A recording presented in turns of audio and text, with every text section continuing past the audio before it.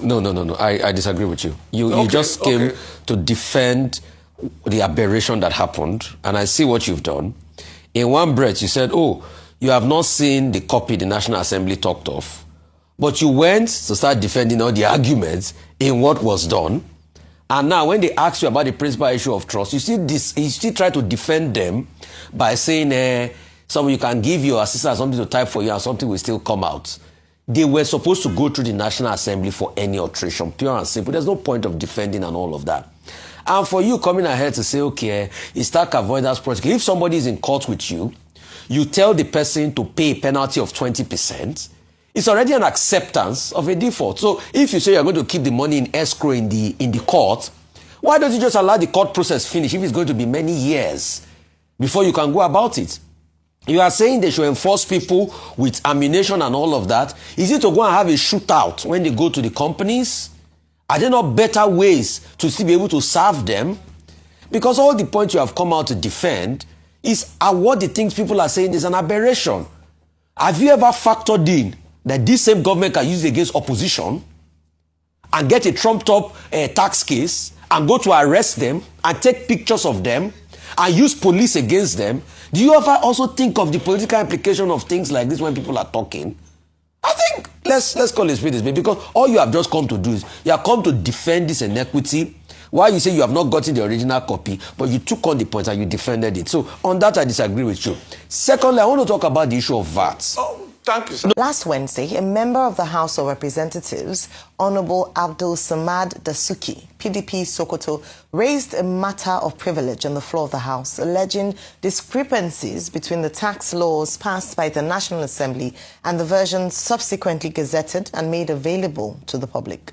Reacting to the developments, the African Democratic Congress demanded the immediate suspension of the tax laws to allow the legislature to take the necessary corrective actions. Also, Professor Yadudu last week said his review of differences between the acts passed by the National Assembly and the gazetted copies had led him to an inescapable conclusion that elements within the executive arm of government may have unilaterally altered the laws in pursuit of a tax reform agenda by executive fiat. Joining us on the show to discuss the current controversy around extraneous insertions into the new tax law and the way forward is Innocent Ohagwa, the 17th President of the Chartered Institute of Taxation of Nigeria. Good morning, and you're most welcome to the morning show, Mr. Ohagwa. Good morning. Good morning, Dr. Abani. Good morning, Ayo, and good morning, Chief Oseni. It's a pleasure having me around. Good morning, sir. Thank you. Well, sir, look, this issue, it's almost unbelievable. The contentious issues that have been identified in the House of Reps will be Section 3, Sub 1, Section 4, Section 39, Sub 3, Section 60, Section 68, and I guess 69. In the copy that Senator Honorable Dasuki, PDP Sokoto, was complaining about, saying there were discrepancies between the harmonized copy from the National Assembly and also what was eventually gazetted. Now, how could that have happened on earth? How is it possible? Because there is a process to this. The harmonized copy will go to the Attorney General's office and State House Counsel. They will look at it. They will present it to the President. He will sign. If the presidency has any objection to the phrasing, to any of these sections, the thing to do will be to now say, okay, we're sending this back to you. We want modifications in terms of language.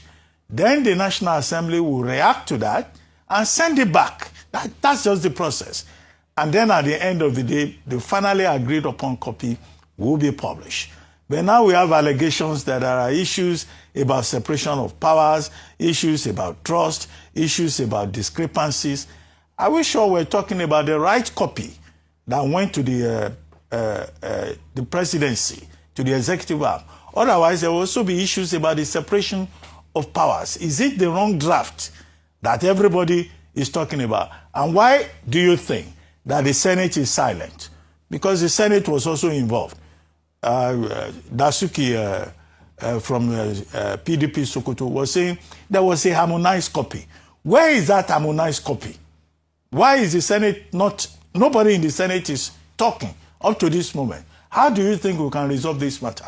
Because there seems to be a consensus that those tax law, reforms are important, fundamental, and useful, and that it's a step in the right direction. Are some people trying to play politics? Shall I go on? Yes. Are you done, sir? I am, yes. Okay. Thank you once again for the opportunity to be here. I'm also glad to be here. I want to make some preliminary comments before I go into the substance of the matter. When the CITN, Chartered Institute of Taxation of Nigeria, when we read in the papers and heard in the news, we sought to get the harmonized copy of the National Assembly, but we are yet to get that. And we have the already gazetted copy. So it is the gazetted copy that the Institute is having, pending when we're able to see the version that have been harmonized.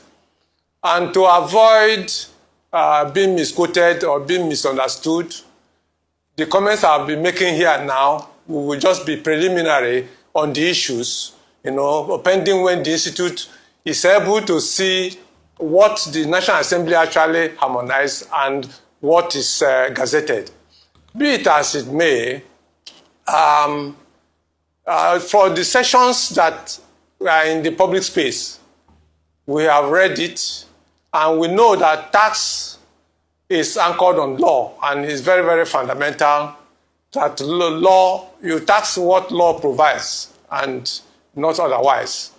So from that perspective, there's need for the National Assembly and the Executive to sit together and harmonize the areas of discrepancy.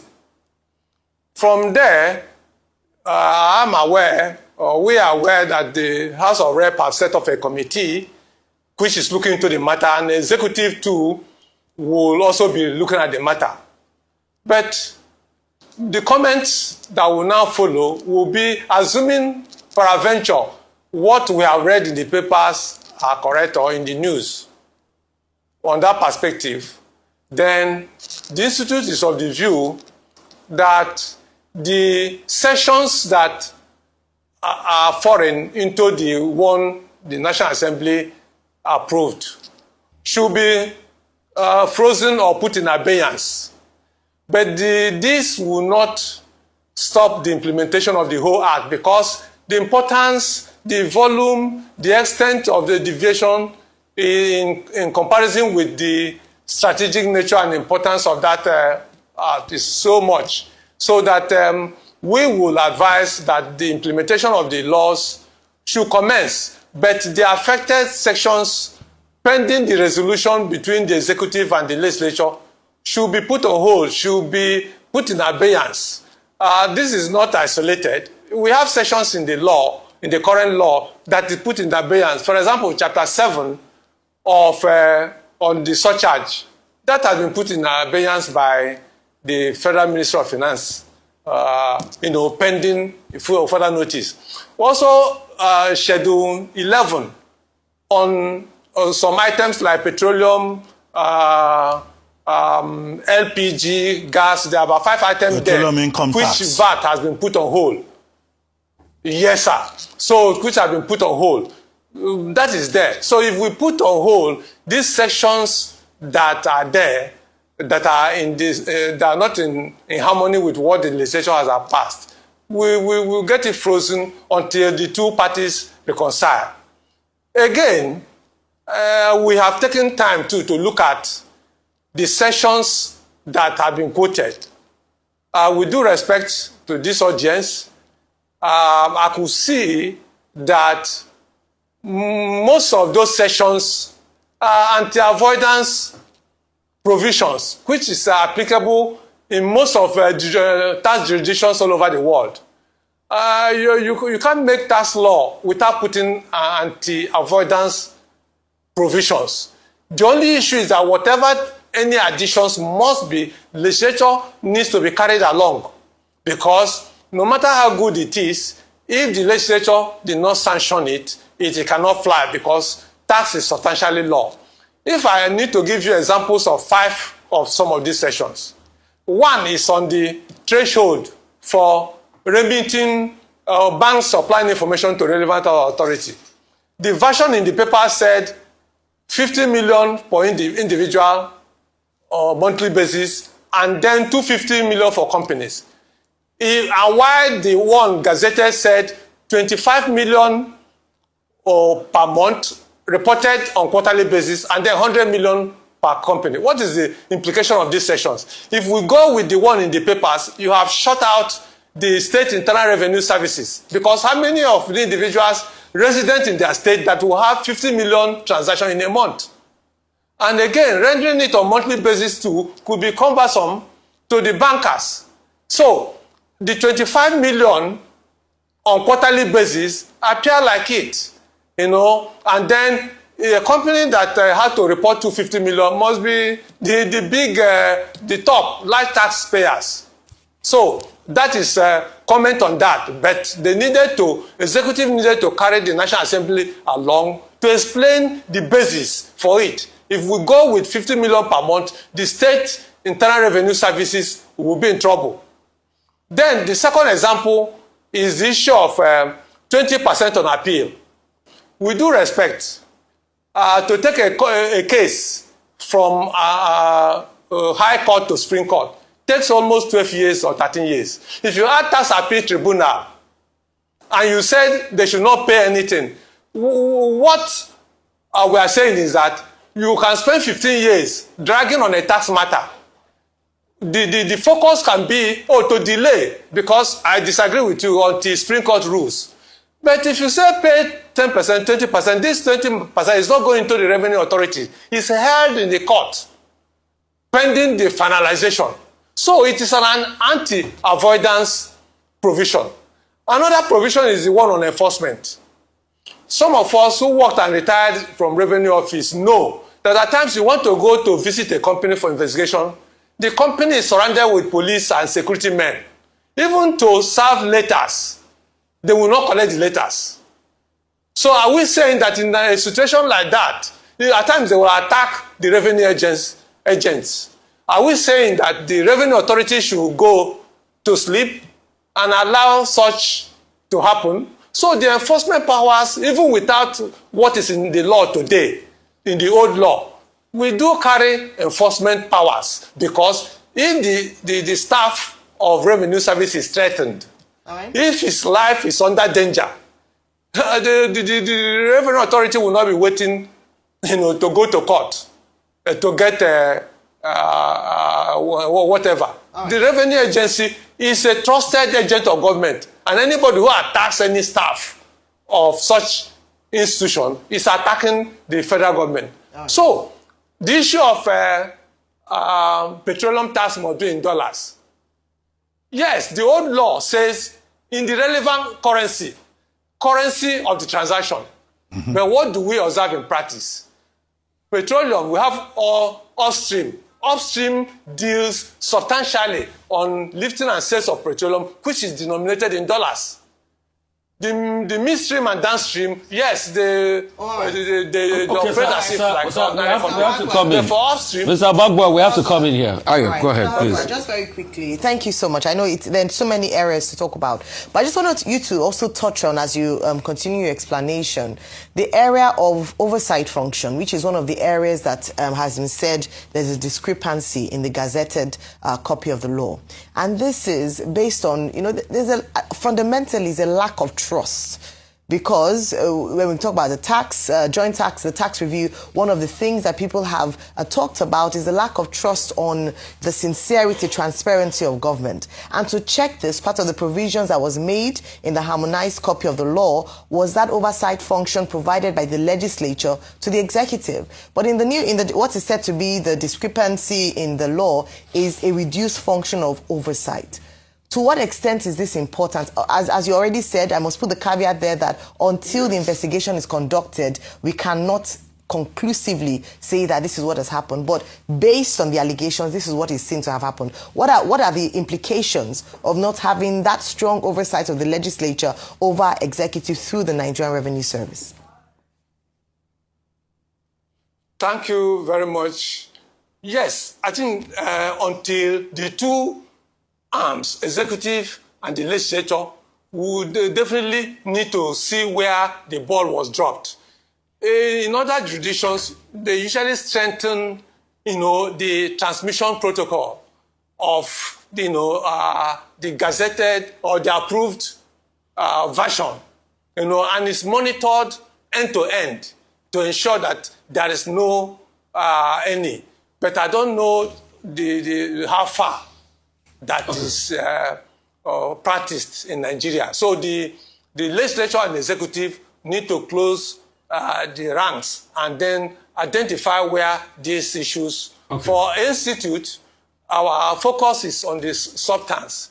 The process should be strengthened and ensure that gazetting process, is fortified. If it means that, people are dedicated, systems are dedicated to check through this. At times, some of this can happen normal error.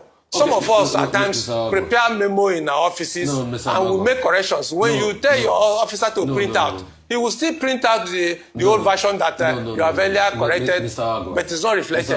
So some of these things, we need to look it with issue of trust. If there's no trust deficit. Can we come in here? Can we come here? No. I disagree with you. You just came to defend the aberration that happened, and I see what you've done.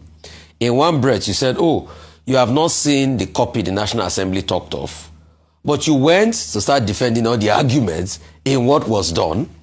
And now when they ask you about the principal issue of trust, you still try to defend them by saying, you can give your assistant something to type for you and something will still come out. They were supposed to go through the National Assembly for any alteration, pure and simple. There's no point of defending and all of that. And for you coming ahead to say, it's tax avoidance protocol. If somebody is in court with you, you tell the person to pay a penalty of 20%, it's already an acceptance of a default. So if you say you're going to keep the money in escrow in the court, why don't you just allow the court process finish if it's going to be many years before you can go about it? You are saying they should enforce people with ammunition and all of that. Is it to go and have a shootout when they go to the companies? Are there not better ways to still be able to serve them? Because all the points you have come out to defend are what the things people are saying is an aberration. Have you ever factored in that this same government can use it against opposition and get a trumped-up tax case and go to arrest them and take pictures of them and use police against them? Do you ever also think of the political implication of things like this when people are talking? I think let's call it spade, because all you have just come to do is you have come to defend this inequity. Why you say you have not gotten the original copy, but you took on the point and you defended it. So on that, I disagree with you. Secondly, I want to talk about the issue of VAT. Oh, thank you, sir. No, secondly, I want to talk about the issue of VAT. Because somebody raised it. In fact, I think Dino Melaye has also raised it, saying that there are pending court cases as regards the collection of VAT. That is supposed to be the states that will collect the VAT. Because when we're having this argument of taxation, all we talk about was the distribution. The federal government will still collect it. What's your take about the issue of VAT, sir? Sir, thank you very much, sir. When I was talking, I said that I have not read it, but based on what is in the papers, based on what is in the news, if they are true, I said it, I repeatedly, I said to avoid being misquoted. I'm not defending anybody.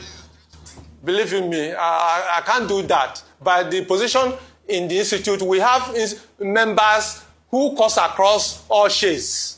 So I'm saying that on the basis until when we see what the National Assembly harmonized, then the institute will issue out position on it. And that time it will go through different stages for confirmation. But this one is my view.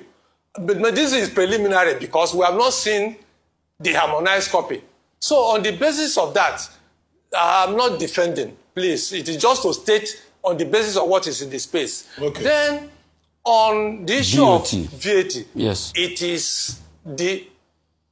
Go ahead, sir. Go ahead, It is the Legislature and National Assembly that will resolve the matter. What we know today is that VAT is collected by federal and shared to all the tiers of government.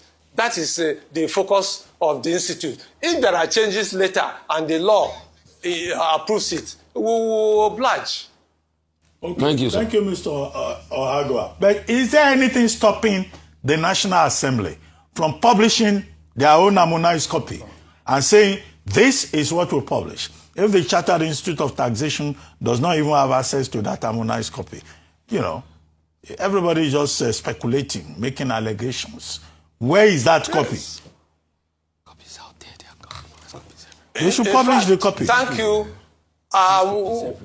When I was contacted, ordinarily I would have, I asked my counsel, they would have turned it down because we have not seen the harmonized copy to enable the institute take a position. But this is on the basis of what we read in the papers and what we read in the news. Well, and we'll be happy. This will be but happy you can ask for a if copy under Freedom of Information, under Freedom of Information Act. You can ask for a copy. Yeah. Yes? I know some groups have already Yes, sir. asked. Yes, sir. We will do that, sir. Of the copy of the certified true Well, copy. but this is the Chartered Institute of Taxation saying they have not seen it. These are stakeholders. These are the professionals. It should be out there in the public so that all of us can compare. We shouldn't be relying on what other people are comparing. We can compare ourselves. All right. Not newspaper reports. Well, thank you that very much may even for be your coming time. from poorly educated people in matters at stake. All right. Well, thank you very much for your time. Hopefully your request is granted to see the certified true copy of the harmonized bill by both houses.